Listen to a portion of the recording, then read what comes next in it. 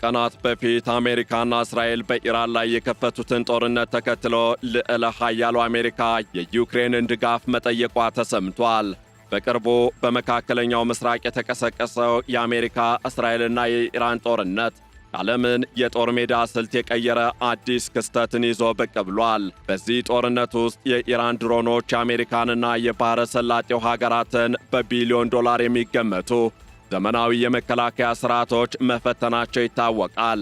ይህንን ተከትሎም የአሜሪካው ፕሬዝደንት ዶናልድ ትራምፕ ቀደም ሲል የዩክሬኑን ፕሬዝደንት ቮሎዲሚር ዘለንስኪን ከሩሲያ ጋር የምታደርጉትን ጦርነት ለማሸነፍ በእጃችሁ የያዛችሁት አሸናፊ ካርድ የለም፣ ካርዱ ያለው እኛ ጋር ነው በማለት ያጣጥል የነበረውን አቋሙን በመቀየር አሁን ላይ ከኪቭ ድጋፍ መጠየቁ እጅግ አስገራሚ ዲፕሎማሲያዊና ወታደራዊ ለውጥ ተደርጎ ተወስዷል። በአሁኑ ወቅት በመካከለኛው ምስራቅ በአሜሪካ በእስራኤልና በኢራን መካከል የተቀሰቀሰው ጦርነት ዓለም አቀፋዊ ገጽታን እየያዘ መጥቷል። በዚህ ጦርነት ውስጥ ኢራን የምታሰማራቸውን ሰው አልባ የአየር ላይ ጥቃት አድራሾች ወይም ድሮኖችን ለመመከት አሜሪካ የዩክሬንን እገዛ መጠየቋ አዲስ የታሪክ ምዕራፍ ከፋች ሆኗል። ዩክሬን ላለፉት 4 ዓመታት ከሩሲያ ጋር ባደረገችው ጦርነት ኢራን ሰራሽ የሆኑትን የሻሄድ ድሮኖችን በመመከት ረገድ ያካበተችው ወደር የለሽ ልምድ አሁን ለአሜሪካና ለባሕረ ሰላጤው ሀገራት አስፈላጊ ሆኖ ተገኝቷል። በዚህም የዩክሬኑ ፕሬዝደንት ቮሎዲሚር ዘለንስኪ እንደገለጹት አጋር ሀገራትና የአሜሪካ ወገን የድሮን ጥቃቶችን ለመከላከል የኪቭን ድጋፍ በይፋ ጠይቀዋል። ይህ ጥያቄ የመጣው አሜሪካና እስራኤል በጋራ በኢራን ላይ የሰነዘሩትን ጥቃት ተከትሎ ቴህራን በአካባቢው በሚገኙ የአሜሪካ የጦር ሰፈሮችና አጋር ሀገራት ላይ በመቶዎች የሚቆጠሩ ድሮኖችን ማዝነቧን ተከትሎ መሆኑም እየተገለጸ ይገኛል። እናም በዕለቱ የዓለም አቀፍ ትንታኔ ዝግጅታችን የልዕለ ኃያሏ አሜሪካ ደግሞም የስልጣኔ ቁንጮ ተደርጋ የምትወሰደው አሜሪካ ፕሬዝደንት ዶናልድ ትራምፕ አስተዳደር ባለፈው ዓመት ሲያጣጥሏትና ሲያናንቋት ከነበረችው ከዚህ አልፎም ከሩሲያ ጋር ደም አፋሳሽ ጦርነትን እያካሄደች ከምትገኘው ዩክሬን ድጋፍ መጠየቃቸውን እንዲሁም ከዚሁ የድጋፍ ጥያቄ በስተጀርባ ያሉ አመክንዮችንና ተያያዥ ጉዳዮችን ልንመለከት ወደድን። ዓለም አቀፍ የትንታኔ ዘገባ ዝግጅቱ ጋር ታሪኩ ጋሹ ነኝ።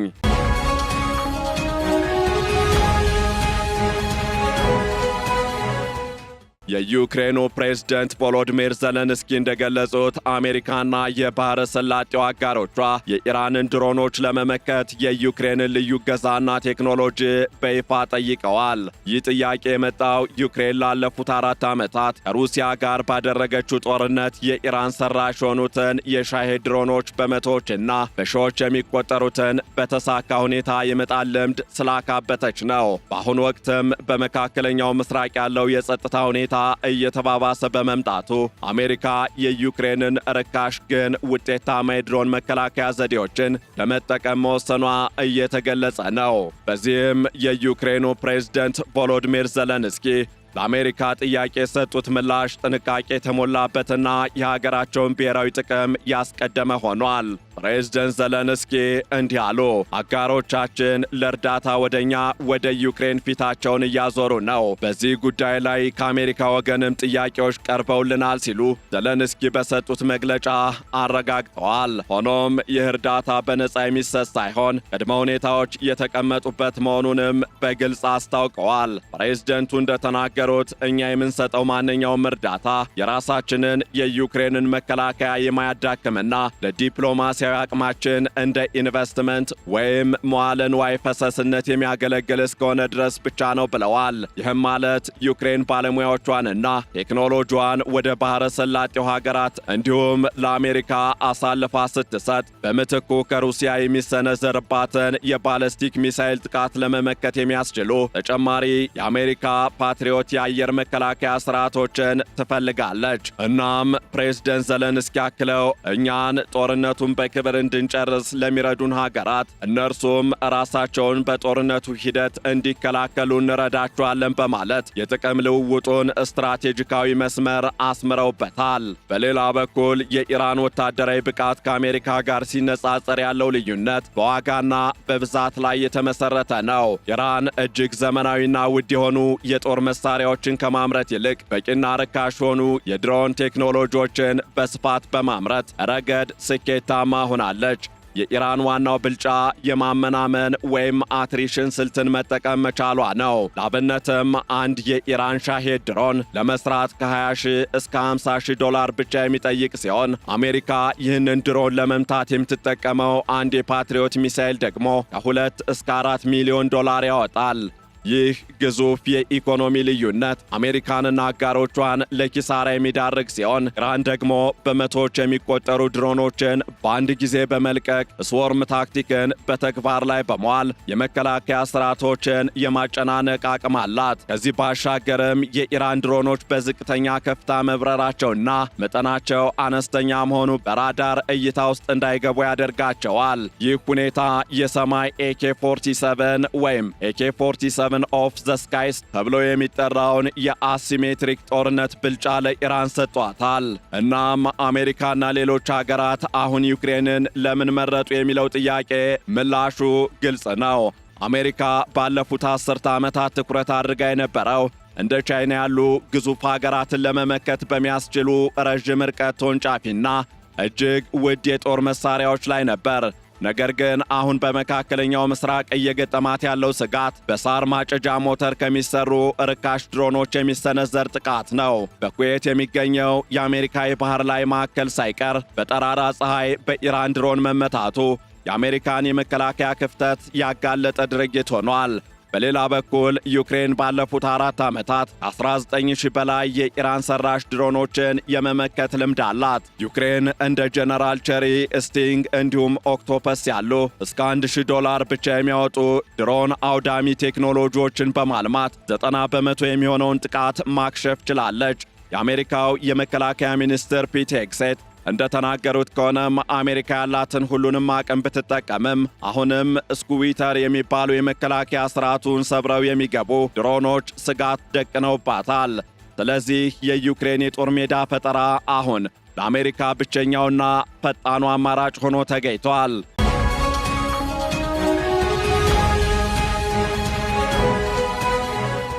እናም ዩክሬን ለዚህ እርዳታዋ የምታገኘው ጥቅም ዘርፈ ብዙ መሆኑ እየተገለጸ ይገኛል። በመጀመሪያ ደረጃ በጦርነቱ ምክንያት የተዳከመውን የዲፕሎማሲ አቅሟን መልሳ ለመገንባትና አሜሪካ ጋር ያላትን ግንኙነት ወደ ላቀ ደረጃ ለማሸጋገር ትጠቀምበታለች። ከዚህ ጋር በተያያዘም ፕሬዝደንት ቮሎዲሚር ዘለንስኪ በግልጽ እንደተናገሩት የዩክሬን ድሮን ጠላፊዎችና ባለሙያዎች ወደ ባህረ ሰላጤው ሀገራት የሚላኩት በምላሹ ዩክሬን ዘመናዊ የአየር መከላከያ መሳሪያዎችን እንዲሁም ወታደራዊ ፋይናንስን እንድታገኝ ለማድረግ ነው። በተጨማሪም የዩክሬን የመከላከያ ኢንዱስትሪ ተዋናይ የሆነው ብሬቫን እንዲሁም ዩፎርስ የተባሉ ተቋማት የውጭ ኢንቨስትመንትን ለመሳብ ትልቅ ዕድል አግኝተዋል።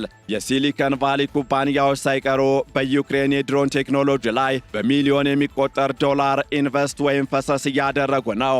ይህ ደግሞ ዩክሬን የጦር መሳሪያ ተቀባይ ሀገር ብቻ ሳትሆን ላኪና የቴክኖሎጂ ባለቤት መሆኗን ለዓለም የምታሳይበት አጋጣሚም ነው።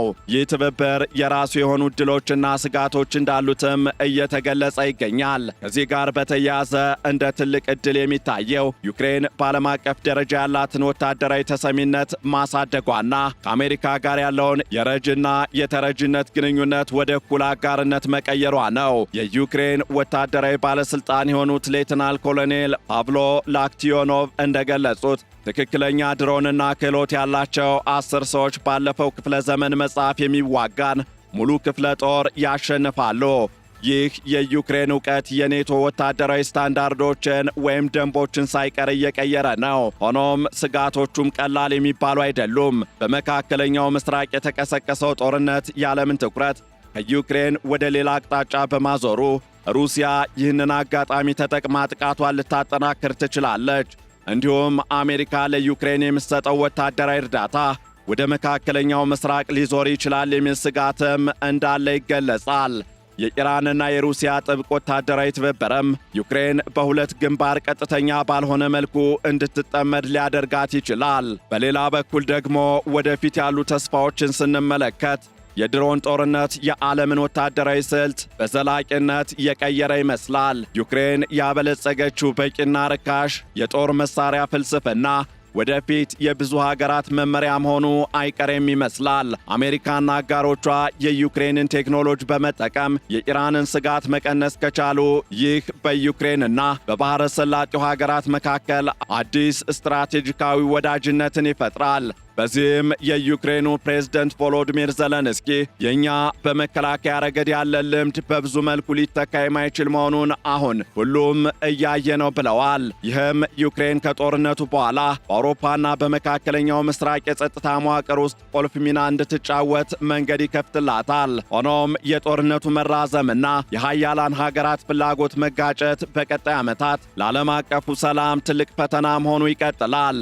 እናም የአሜሪካ የዩክሬንን እርዳታ መጠየቅ የዘመናዊ ጦርነት ባህሪ መቀየሩን የሚያሳይ ማረጋገጫ ነው። የቴክኖሎጂ ብልጫ ማለት ውድ መሳሪያ መያዝ ብቻ ሳይሆን የጠላትን ስልት ተረድቶ በአነስተኛ ወጪ መመከት መቻል መሆኑን ዩክሬን ለዓለም ታስተምራለች። ኢራን በድሮን ቴክኖሎጂ ያገኘችው አሲሜትሪክ ብልጫ አሜሪካን ወደ ዩክሬን ደጃፍ እንድትመጣ አስገድዷታል። ከዓመት በፊት የማሸነፊያ ካርዳችሁ በእኛ እጅ ነው፣ እናንተ የምታሸንፉበት ካርድ በእጃችሁ የለም ሲሉ የዩክሬኑን ፕሬዝደንት በኦቫል ኦፊስ ሲያሸማቅቁ የነበሩት ፕሬዝደንት ዶናልድ ትራምፕ አሁን በዩክሬን ደጅ እንዲቆሙ ያስገደዳቸውም ይህ ሁኔታ ነው። ይህ ሁኔታም ለዩክሬን አዳዲስ የዲፕሎማሲና የምጣኔ ሀብት ዕድሎችን የፈጠረ ቢሆንም በመካከለኛው ምስራቅ ያለው ግጭት ከሩሲያ ጋር ለምታደርገው ድርድር እንቅፋት ሊሆን እንደሚችል ግልጽ ነው። በመሆኑም ዩክሬን ያላትን የድሮን ዕውቀት እንደ ጠንካራ የድርድር ካርድ በመጠቀም የራሷን ሕልውና ለማስከበር እንዲሁም የጋራ ደህንነትን ለማረጋገጥ የምታደርገው ጥረት ቀጣዩን የዓለም ፖለቲካ አቅጣጫ የሚወስን ጉዳይ ተደርጎ ተወስዷል። ጦርነቱ በድሮን ቴክኖሎጂ የታጀበ አዲስ ምዕራፍ ውስጥ መግባቱ ግልጽ ሲሆን ዩክሬን ደግሞ የዚህ አዲስ የጦርነት ጥበብ መምህር ሆና ብቅ ብላለች። ከዚህ ባሻገርም አሜሪካ የዩክሬንን እርዳታ መጠየቋ ዩክሬን በጦር ሜዳ ያካበተችው ዕውቀት ምን ያህል ዋጋ እንዳለ ያሳያል። ፕሬዝደንት ዶናልድ ትራምፕ ከማንኛውም ሀገር የሚመጣን እርዳታ እቀበላለሁ ማለታቸው አሜሪካ ያለባት የቴክኖሎጂ ክፍተት ምን ያህል አሳሳቢ መሆኑን ያመለክታል። ከዓመት በፊት በኦቫል ኦፊስ ስትንቋሸሽና ስትናቅ የነበረችው ዩክሬን ደግሞ ይህንን አጋጣሚ በመጠቀም የራሷን መከላከያ ለማጠናከርና ዲፕሎማሲያዊ ተሰሚነቷን ከፍ ለማድረግ እየሰራች ነው። ይሁን እንጂ በመካከለኛው ምስራቅ የሚቀጣጠለው ጦርነት በዩክሬን ላይ ሊያመጣ የሚችለው ትኩረት የማጣት ስጋትና የሩሲያ ኢራን ጥምረት መጠናከር ዩክሬን በከፍተኛ ጥንቃቄ እንድትጓዝ የሚያስገድዷት ጉዳዮች ናቸው። እናም የዩክሬን ስፔሻሊስቶች ወይም ከፍተኛ ባለሙያዎች በባህረ ሰላጤው ሀገራት ምድር ላይ የሚያደርጉት እንቅስቃሴ ውጤት የኢራንን ድሮኖች የበላይነት የሚገታና የአሜሪካን መከላከያ የሚታደግ ይሁን አይሁን በሂደት የሚታይ ይሆናል። ዩክሬን አሁን ላይ ከኛ እርዳታ ለሚጠይቁን እርዳታ እንሰጣለን፣ በምላሹም ዩክሬን ፍትሐዊ ሰላም እንድታገኝ እንዲረዱን እንጠይቃለን የሚል ግልጽ መልእክትን ለዓለም አስተላልፋለች። በዚህ መሰረትም የዩክሬን ድሮኖችና ባለሙያዎች ወደ መካከለኛው ምስራቅ መዝመታቸው የሁለቱን ቀጠናዊ ግጭቶች ትስስር ይበልጥ የሚያጠናክረው ሲሆን ዩክሬንንም በዓለም መከላከያ ቴክኖሎጂ ውስጥ ካለችበት ተቀባይነት ወደ አቅራቢነት እንድትሸጋገር ትልቅ ዕድልን ይፈጥርላታል። የዚህ ሂደት ስኬት የሚለካው ግን ዩክሬን በምላሹ የምታገኘው ወታደራዊ ድጋፍ የሩሲያን ወረራ በአጭር ጊዜ ለመቀልበስ በሚያስችላት ደረጃ ላይ መሆኑ ሲረጋገጥ ብቻ ይሆናል። ይህንን ዓለም አቀፍ ትንታኔ ስናዘጋጅ ኤፒ ኒውስ፣ ቢቢሲ እንዲሁም ዘፖለቲኮን በዋቢነት ተጠቅመናል።